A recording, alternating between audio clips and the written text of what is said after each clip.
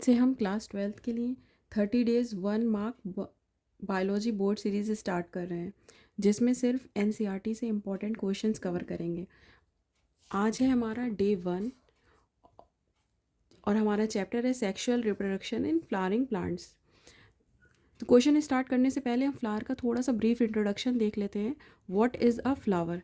Flower is the reproductive unit of angiosperm. Male reproductive part of a flower क्या होता है? स्टेमन होता है। स्टेमन के दो पार्ट्स होते हैं, filament and anther. Female reproductive part of a flower is pistil. Pistil के भी 3 पार्ट्स हैं, स्टिग्मा, स्टाइल एंड ओवरी। अब हम क्वेश्चन स्टार्ट करते हैं। तो फर्स्ट क्वेश्चन है हमारा, name the stalk that attaches the ovule to the placenta. Ovule से प्लेसेंटा को अटैच करने वाली स्टॉक का क्या नाम है? वो है फनिकल।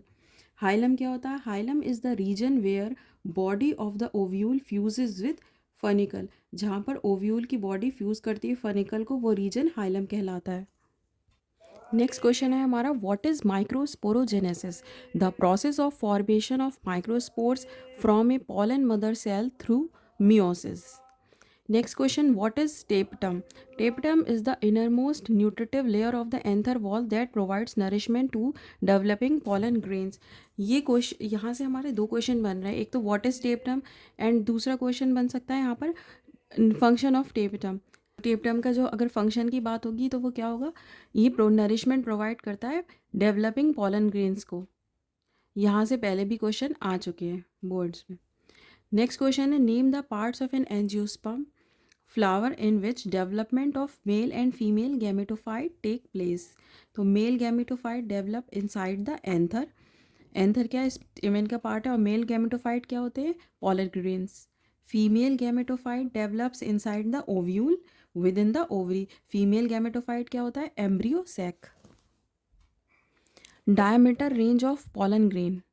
तो पॉलन ग्रेन की डायमीटर रेंज क्या होती है? 25 to 50 micrometres. Hard outer layer of pollen grain क्या कहलाती है? एक्साइन। और एक्साइन किस चीज़ की बनी होती है? स्पोरोपोलेनिन। स्पोरोपोलेनिन एक one of the most resistant organic material है जो अब तक नोन है।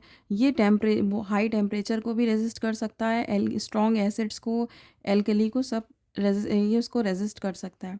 ये inner wall of the pollen grain की इनर वॉल को क्या कहते हैं? इंटाइन। अब नेक्स्ट क्वेश्चन है, why are pollen grains well preserved as fossils. अभी हमने स्पोरोपोलेनिन के बारे में पढ़ा था कि मोस्ट रेजिस्टेंट ऑर्गेनिक मटेरियल होता है। तो why pollen grains well preserved as fossils? तो due to the presence of sporopollenin. Now next come to the next question, name the 2 cells present in a major pollen grain. Major pollen grain में 2 sales कौन से present होते हैं? तो वो कौन से होते हैं? वेजिटेटिव सेल और जेनरेटिव सेल।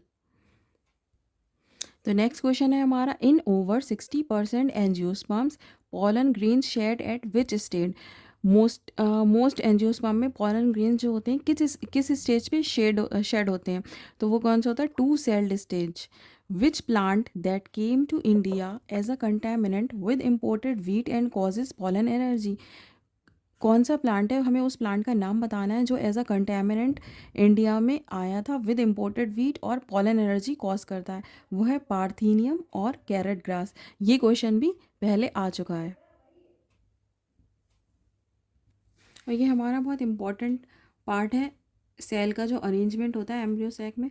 तो एक क्वेश्चन ये यहाँ से काफ़ी बार आया है, major embryo sac is 7 celled and 8 nucleate. ये एमसीक्यू की फॉर्म में आ सकता है कि आपको सेल्स और न्यूक्लिएट के नंबर डिफरेंट दे दें और आपको उसमें ऑप्शन करेक्ट ऑप्शन को चूज़ करना हो। यहाँ पर जो सेल्स काउंट होते हैं वो टोटल 7 सेल्स होते हैं। 3 सेल्स माइक्लोपाइलर एंड पर होते हैं, 3 सेल्स चेलेजल एंड पर होते हैं और 1 सेंट्रल सेल होता है जो सबसे बड़ा होता है।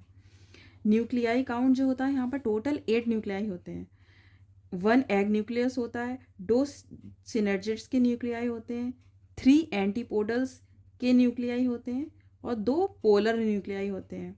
लेकिन जनरली एक बड़े सेकेंडरी न्यूक्लियस बनाने के लिए फ्यूज हो जाते हैं फर्टिलाइजेशन से पहले या ड्यूरिंग फर्टिलाइजेशन। तो यहाँ पर जो एम्ब्रियो सैक के सेल्स और न्यूक्लियाई का अरेंजमेंट है वो आपको ध्यान रखना है। ये एमसीक्यू बेस भी आ सकता है और एसर्शन रीजन के फॉर्म में भी आ सकता है। यहाँ से पहले भी क्वेश्चन आया है और आगे भी एक्सपेक्टेड है। जितने भी क्वेश्चंस कराए हैं ये सब एग्जैक्ट एनसीईआरटी से हैं और इम्पॉर्टेंट है। सो नेक्स्ट वीडियो में हम इसी चैप्टर के और इम्पॉर्टेंट और एक्सपेक्टेड 1 मार्क क्वेश्चंस कवर करेंगे। अगर आपको वीडियो यूज़फुल लगा हो तो लाइक करिए और चैनल को सब्सक्राइब कर लीजिए ताकि नेक्स्ट वीडियो मिस ना हो।